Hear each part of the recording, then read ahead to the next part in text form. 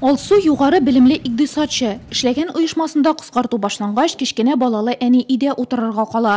Мәҗбүри ялының беренче көненнән үк мәшгульлек үзәгенә исәпкә баса. Бер ай дигәндә Алсу эшледә булып куя. Предложили работу.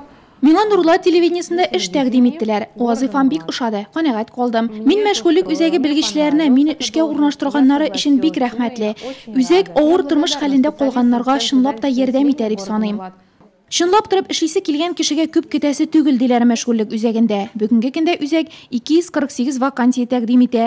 Күренгәнчә, бу эшсезлек буенча исәптә торучылар саныннан 2 тапкыр диярлек күбрәк. Эшебезнең төп нәтиҗәсе мөрәҗәгать иткән һәркемне эш урынында күрү диләр белгечләр. Бүген Алсу янә мәшгульлек үзәгендә. Бу юлы рәхмәтен белдерер өчен. Эшсез калган кешенең эшкә урнашуын белгәч, без бик шатланабыз, аеруча безнең юллама буенча. Димәк, без кешене эшли итә алганбыз.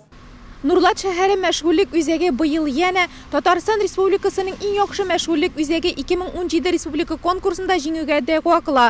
Ул моңа кадәр 5 тапкыр әлеге бәйгедә җиңеп чыккан иде. Конкурс исә үзе 8нче тапкыр уздырыла. Быел үзәк белгечләре яңа тәкъдимнәре, проектлары һәм эшләнмәләре белән уртаклашырга җыена. Барысы да эшсезләр азрак, ашлы гаиләләр күбрәк булсын өчен. Иртәгә мәшгульлек үзәге хезмәткәрләре республика конкурсының йомгаклау этабына бара.